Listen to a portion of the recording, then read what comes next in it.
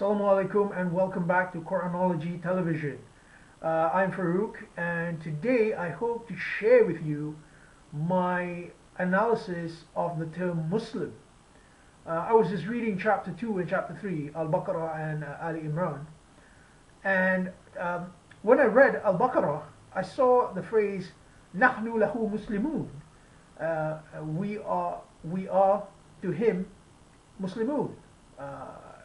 This is in Baqarah ayat 133. And when I saw this, another ayah occurred to me, and what I did was I compared several ayah regarding this kind of phraseology. Not exactly the same, mind you. There is, Nahnu lahu Muslimun is not really exact, but there are very approximate similarities there. And what occurred to me was the fact that the term ibadah, or worship or serve, is juxtaposed or brought close to the term Muslim. So this has led me to think that, in the Quran, in Quran we find that our goal is to do what is known as serving Allah, or ibadah, and the servitude of Allah is measured up to the point when it becomes you serve Allah alone, and that's called Dini Khalis. It's in chapter 39 verse 3, and Ibrahim has achieved this status, and he's known as Muslim Hanifa. So the levels below that are what happens when you serve Allah, but there are still partners. You still have authorities other than Allah which you serve, but that doesn't make you non-Muslim. Basically, being a Muslim is to serve Allah. You may still have I'm not saying you should have partners, but you still may have partners. And our process in life is to purify our servitude to Allah, so that we only serve Allah in the manner of Ibrahim, the Quranic personality. So let's analyze this ayat, chapter 2 verse 133, and a few other ayats which kind of allude to this. Yeah, that's chapter 2 verse 133.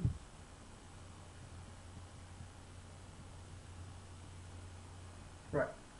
It says, Am kuntum shuhada, or were you witnesses, if hadara Yaqub al-maut, when death came close to Yaqub, if qala libanihi, when he said to his sons or his children, ma ta'buduna min ba'di, what will you serve? Ta'buduna, ma ta'buduna, what will you serve or worship min ba'di, from after me?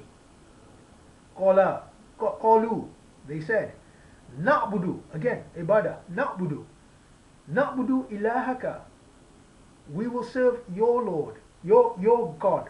It's not Lord, Lord is a Rabb. So, Na'budu ilahaka, wa ilaha abaika, and the God of your fathers.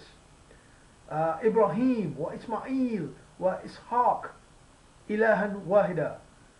Ibrahim, Ismail, and Ishaq, the ilahan wahid, one God. And this is the last bit. Wa nahnu lahu muslimun, and we are to him muslimun. So here the question arises, what is a Muslim? Well, the word Muslim comes from the word silm, also used in Quran. Actually, you can find chapter 2 verse 208 has it, udkhulu fis silmi kafa. Silm is a state of wholeness and soundness.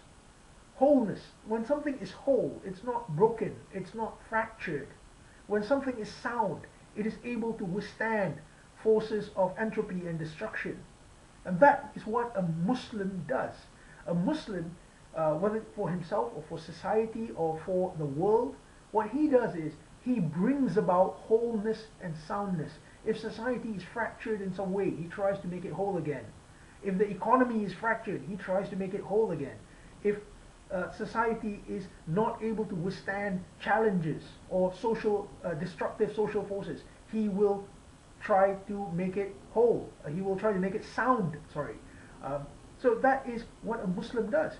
And when you are a Muslim, when you are instigating silm, as I mentioned silm before, chapter 2, verse 208, when you are instigating silm, you are in fact serving the one God. You may not be doing so exclusively. There might still be part of you who is still serving your desires or still serving shaitan. The destructive force, shaitan is the destructive force in the Quran, and various other gods. There may still be parts of you which do that, but at least you are serving Allah, one God. That's what 2133 tells us. Now let's see another ayat. Chapter 3, verse 64. It says, "Kul ya ahl al-kitab," say, it's telling you, the reader, say, "Ya ahl al-kitab, O people of the book." Al-kitab here, given the context, chapter 3, verse 64. Al-kitab here refers to the story of Isa. The story of Isa comes just before that, and it is a kitab. The story of Isa is from verse 33 to verse 63, and it tells us the sunnah of the messenger. Well, this may come as a bit of a surprise, but the story of Isa is representative of the sunan, or the paths which all messengers go through. The messengers go through the process of social reformation to bring about the state which Allah desires. So it is a kitab, a system unto itself. Chapter 3 verse 64 says, Kul. So Kul, Ya Ahl al-Kitab, say, O people of Al-Kitab, the book, the system of Isa, in my understanding. Ta'alaw ila kalimati sawa'im baynana wa baynakum. Come to a concept which is equal between us and between you. Allah na'budu illallah, that we do not serve except Allah. وَلَا نُشْرِكَ بِهِ شَيْئًا, and we do not associate with him anything. وَلَا يَتَّخِذَ بَعْضُنَا بَعْضًا أَرْبَابًا مِنْ دُونِ اللَّهِ, and we do not take from amongst ourselves lords beside Allah. So Allah is the Rabb. We do not take arbaban, plural of Rabb, besides Allah. فَإِن تَوَلَّوْا, and if they turn,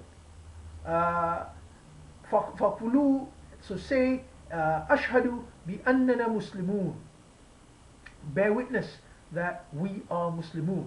Why is it bear witness? Because you can see that the work, these people say, yeah, the work is instigating wholeness and soundness.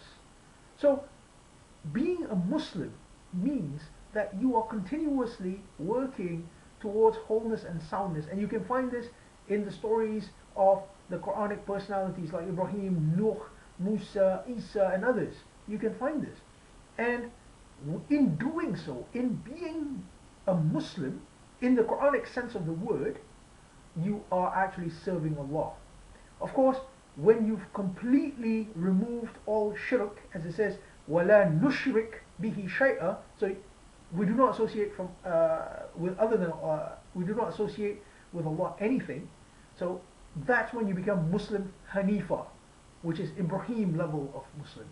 So this is what we need to strive for, and it just occurs to me that Muslim, the word Muslim, is a measure of who you serve.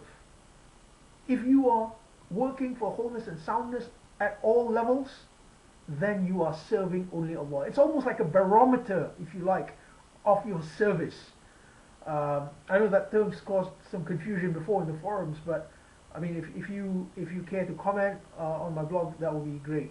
So that's all I have to say about this subject. Inshallah, I'd like to talk more about this because this is a very fantastic and deep concept in Quran. Thank you once again for all your comments and emails.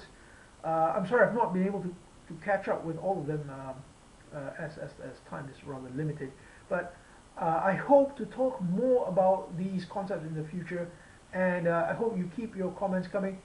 Please, if you find me somewhat inaccurate in my findings, don't be afraid to say so. I'm always open to further discussion and improvement in my views. So thank you once again. Hope to see you again soon. Bye.